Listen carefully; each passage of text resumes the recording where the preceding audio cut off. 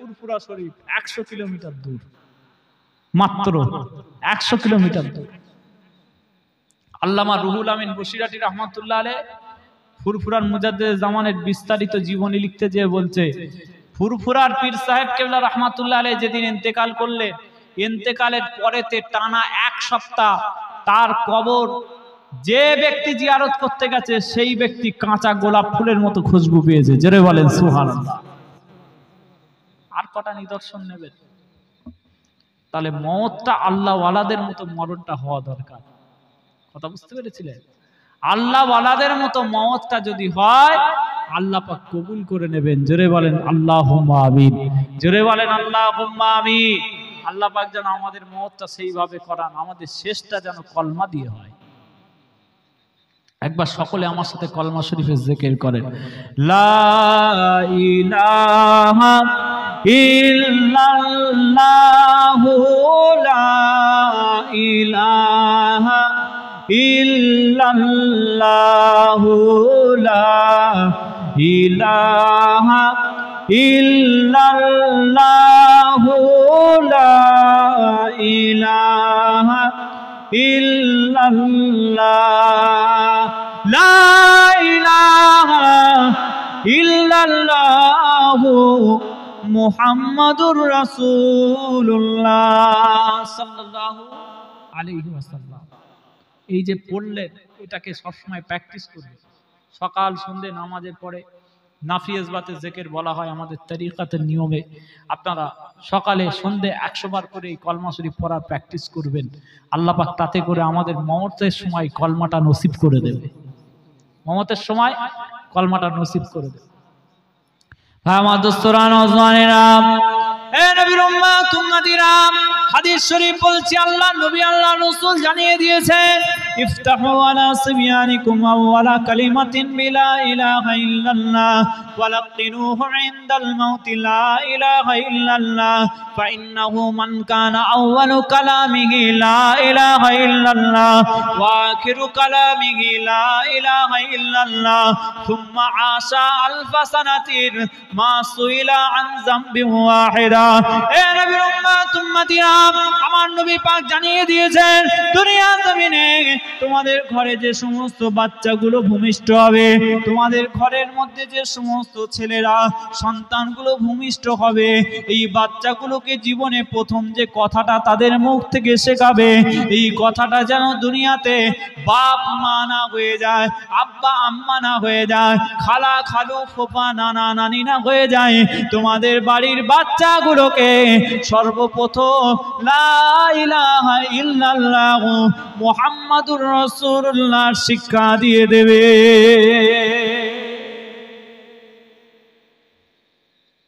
আমরা তো কলমা শিখানো দূরের কথা, আমাদের ঘরে বাচ্চা হলে যখন কথা বলতে শিখছে, কলমা শিখানো তো দূরে গেল, আমরা টুনির মা শিখাচ্ছি। কথা বুঝতে পারছেন? কার্টুন দেখে, ইউটিউব দেখে, ফেসবুক দেখে, ইনস্টাগ্রাম দেখে, হোয়াটসঅ্যাপ দেখে কি যে ছায়ের মাথা শিখছে আমাদের বাড়ির বাচ্চাগুলো। সে ঘরে বাচ্চা কি ভাষায় কথা বলে, ইংরাজিতে, আরবিতে, ফার্সিতে, উর্দুতে না তেলুগু, তামিল, নিজের মা বুঝতে পারে না। কোচির মা বুঝতে পারছে না কোচি কি ভাষায় কথা বলছে। হাল হকিকত বুঝতে পারছেন তো আমাদের কি অবস্থা?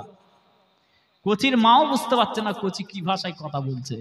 অথচ আমার রাসূলুল্লাহ সাল্লাল্লাহু আলাইহি ওয়াসাল্লাম আপনাকে আমাকে অর্ডার দিয়ে গেলেন, হুকুম করে দিয়ে গেলেন যে বাড়িতে বাচ্চা হলেই প্রথম কথাটা কলমা শিখিয়ে দেবে। বলুন না সুবহানাল্লাহ। ওয়ালাকিনুহুম ইনদাল মাউতি লা ইলাহা ইল্লাল্লাহ। এ নবীর উম্মত উম্মতিরা, আমার রাসূলুল্লাহ আরো জানিয়ে দিয়েছেন তোমাদের বাড়িতে যদি কোনো ব্যক্তি মৃত্যুর সাথে লড়াই করে, যদি কোনো ব্যক্তি মৃত্যুর শয্যায় শায়িত হয়ে থাকে, যদি তোমাদের মাঝে কোনো ব্যক্তি এত বড় অসুখ হয়েছে কিছুক্ষণ পরেতে মৃত্যু হয়ে যাবে, কিছুক্ষণ পরেতে মারা যাবে, এমন কোনো ব্যক্তির সম্মুখীন যদি তোমরা হয়ে যাও, তাহলে তার কাছে গিয়ে, তার মাথার কাছে গিয়ে তোমরা কালমা লা ইলাহা ইল্লাল্লাহ, লা ইলাহা ইল্লাল্লাহ, লা ইলাহা ইল্লাল্লাহু মুহাম্মাদুর রাসূলুল্লাহর তোমরা তালকিন করে দেবে। তার মাথার কাছে বসে বসে কলমা পড়তে থাকবে। যদি তোমার কলমা শুনে তার মনে হয় আজকে আমার জীবনের শেষ সময়টা চলে এসেছে, একবার জীবনের শেষ মতো নিজের জবান থেকে কলমাটা পড়ে নি, যদি সে কলমাটা পড়ে নেয় তার খাতেমা বিল খায়ের হয়ে যাবে।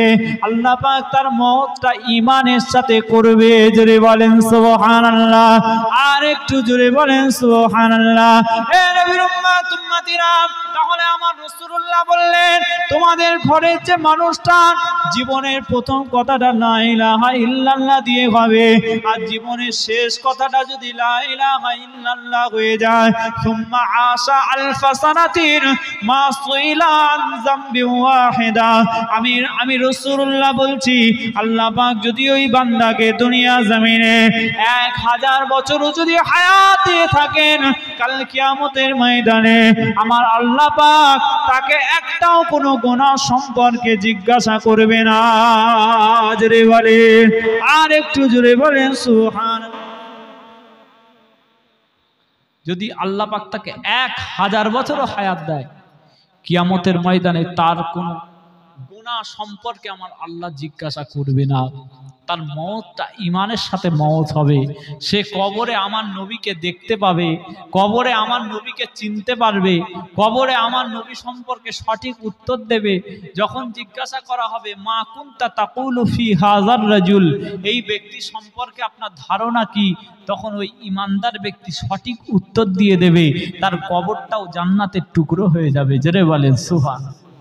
আফরিশুহু মিনাল জান্নাহ ওয়ালবিসুহু মিনাল জান্নাহ ওয়াফতাহু লাহু বাবান ইলাল জান্নাহ। এ নবীর উম্মতিরা, আপনার আমার যখন মওত হয়ে যাবে, মওত হওয়ার পরেতে কবরে যখন শুইয়ে দেওয়া হবে, কবরে শুইয়ে দেওয়ার পরেতে আপনার আমার কাছে সেই সময় কবরের মধ্যে মুনকার নাকির ফেরেশতা আসবে। তখন আমার নবী সম্পর্কে জিজ্ঞাসা করা হবে। আপনারা আলেম উলামাদের মুখে শুনেছেন মান রব্বুকা মা দীনুকা মান নাবিয়ুকা, তিনটে প্রশ্ন করা হবে। কিন্তু বুখারী শরীফের হাদিসের মধ্যেও রয়েছে যে আপনাকে প্রশ্ন করা হবে মা কুনতা তাকুলু ফি হাযার রাজুল। আমার রাসূলুল্লাহ চেহারা মুবারকটা সারা পৃথিবীর কোটি কোটি কোটি কোটি মুসলমানের কবরের মধ্যে দেখানো হবে। জোরে বলে মা কুনতা তাকুলু ফি হাযার রাজুল, এই ব্যক্তি সম্পর্কে তোমার ধারণা কি, তুমি এই লোকটাকে কি রকম ভাবে চেনো, উত্তর দিতে হবে। যদি আপনি আমি সঠিক উত্তরটা দিতে পারি, আমার আল্লাহ পাক বলবেন ফেরেশতাকে ডেকে আফরিশুহু মিনাল জান্নাহ ওয়ালবিসুহু মিনাল জান্নাহ ওয়াফতাহু লাহু বাবান ইলাল জান্নাহ।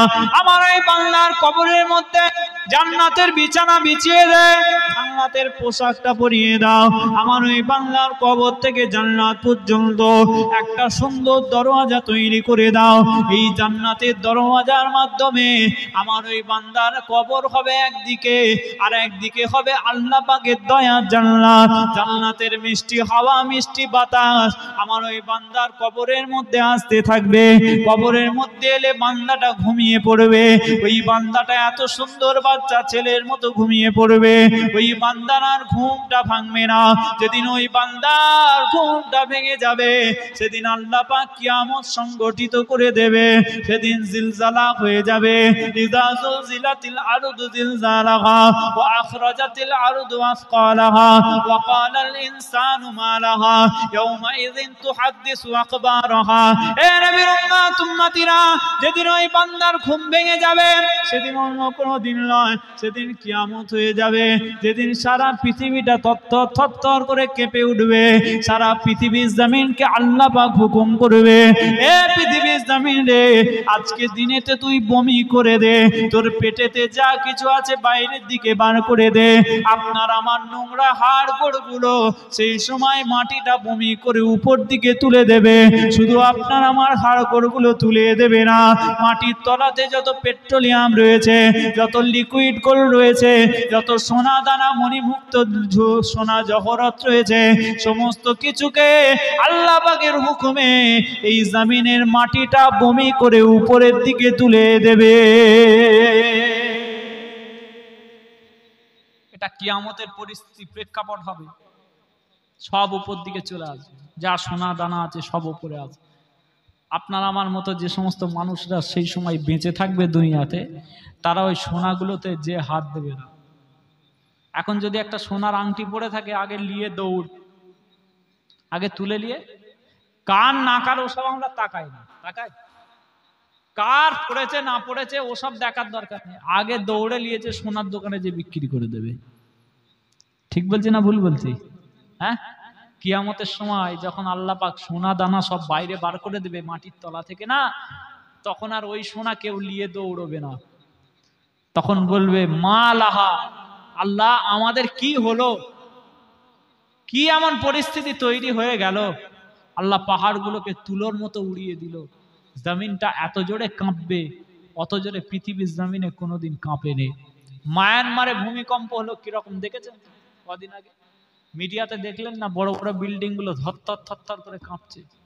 কিয়ামতের যে ভূমিকম্প, এই মায়ানমারের থেকে কয়েক কোটি গুণ বেশি ভূমিকম্প হবে। কথা বুঝতে পেরেছে? সেদিন আমার নবীর চেহারা দেখে যদি কবরে চিনতে পেরে থাকেন, সেদিন সাহারা হয়ে যাবে। আল্লাহ পাক বলবেন যে বান্দাগুলো কবরে ঘুমিয়েছিল ওই বান্দাগুলোকে তুলে আন, এবার কিয়ামতের টাইম হয়ে গেছে, হিসাব হবে, মিজানের দাঁড়ি পাল্লা সাজানো হবে। সেই সময় আল্লাহ পাক হুকুম করলে ফেরেশতারা চলে যাবে নেককার বান্দার মাথার কাছে, কবরের কাছে গিয়ে বলবে ও বান্দা ওঠ, বান্দা ওঠ, কিয়ামত হয়ে গেছে।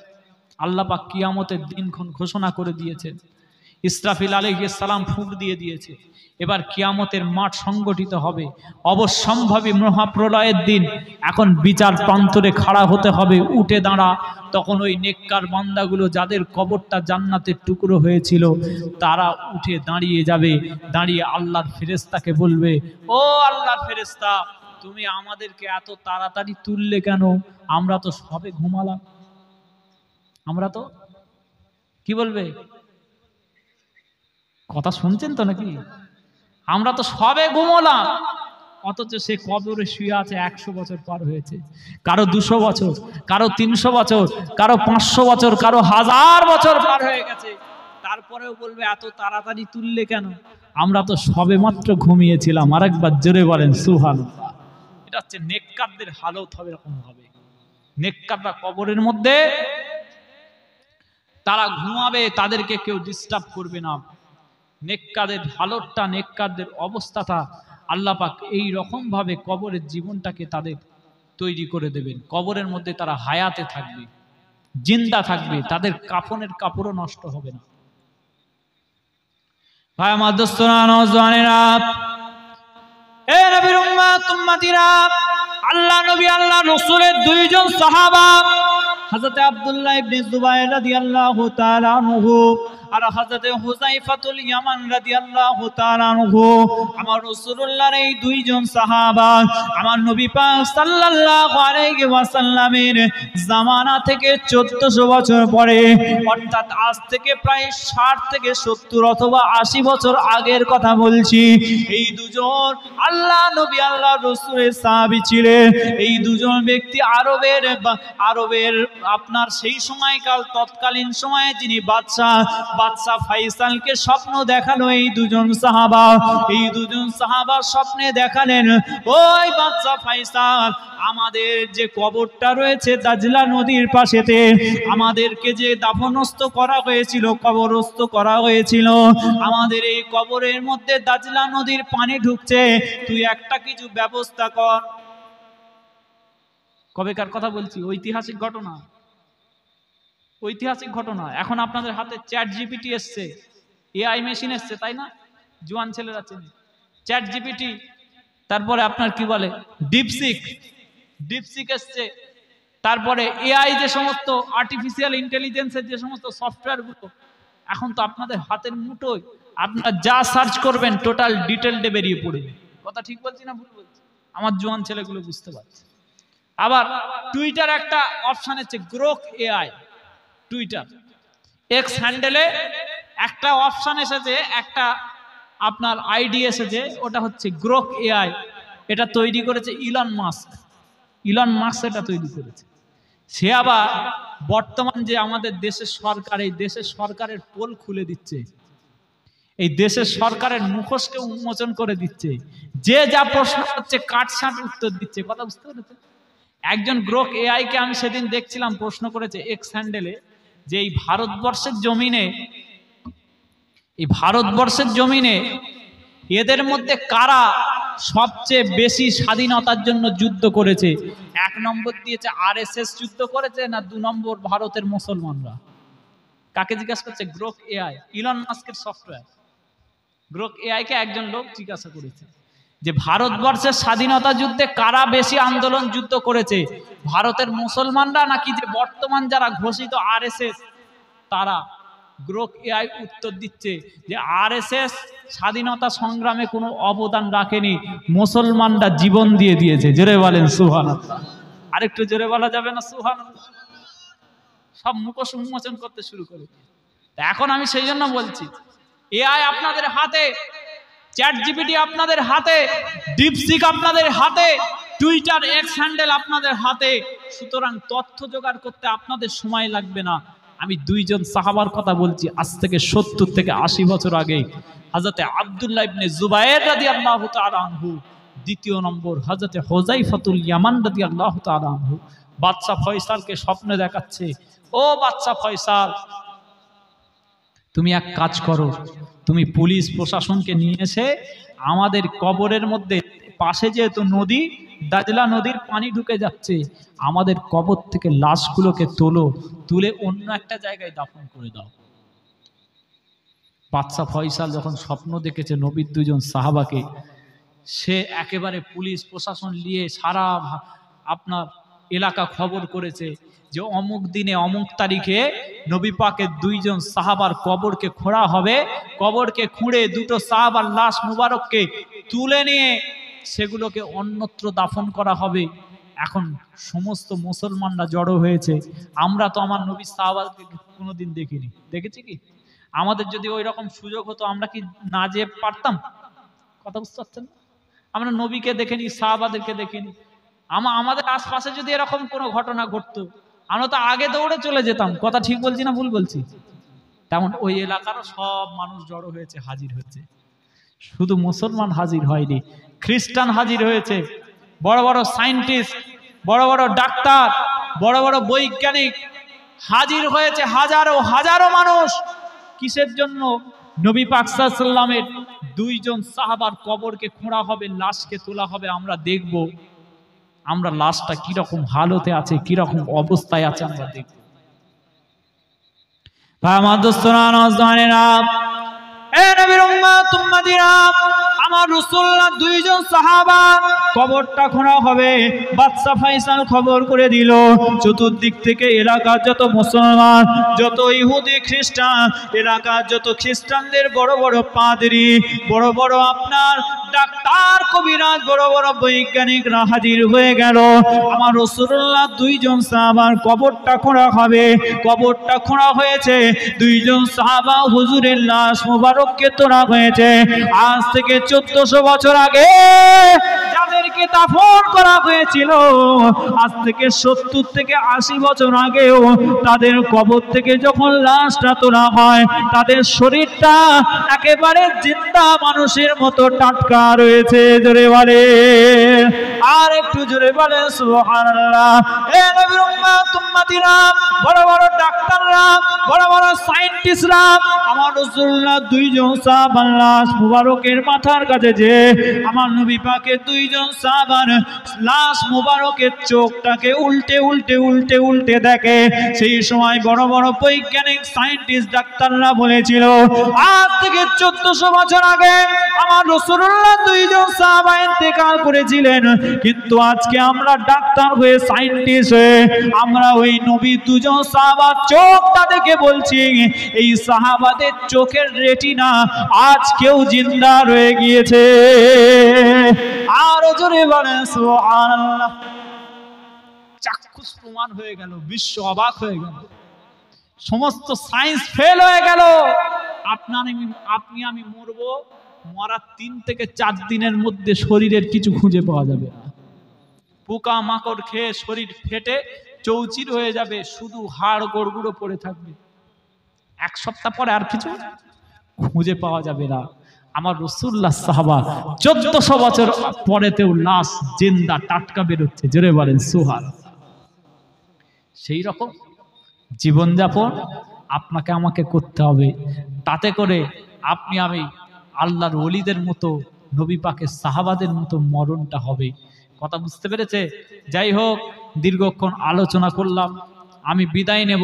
আমার আবার এই গোলাবাড়ি কোন দিকে? ওইদিকে গোলাবাড়ি, এইদিকে, হ্যাঁ ক্যানিং গোলাবাড়ি, ওখানে আবার আমার একটু মাহফিল আছে, জলসা আছে। আমি বলেছিলাম এখানে 10টা থেকে উঠবো, আগে থেকে বলেছিলাম, একটু লেট হয়েছে, বা আপনার 10:30টায় উঠেছি। তো বলেছিলাম 12টায় না ছাড়লে আবার ওখানে একটাই যে ধরতে পারবো না।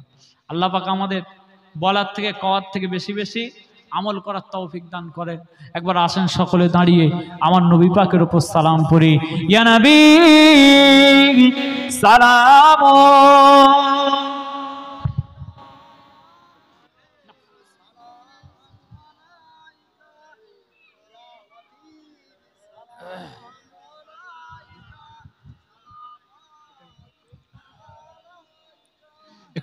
একটুখানি সবাই সামনের দিকে আসেন, আমার ভাইয়েরা একটু সামনের দিকে চলে আসেন, একটু আসেন, মজলিসটাকে তৈরি করেন। সব জিনিসের একটা আদব আছে, তাই না? সব জিনিসের একটা আদব আছে। কিয়ামে দাঁড়িয়ে সালামে দাঁড়িয়ে শেষ বার্তাটা দিয়ে যায়। আগামী 26 তারিখ কি আছে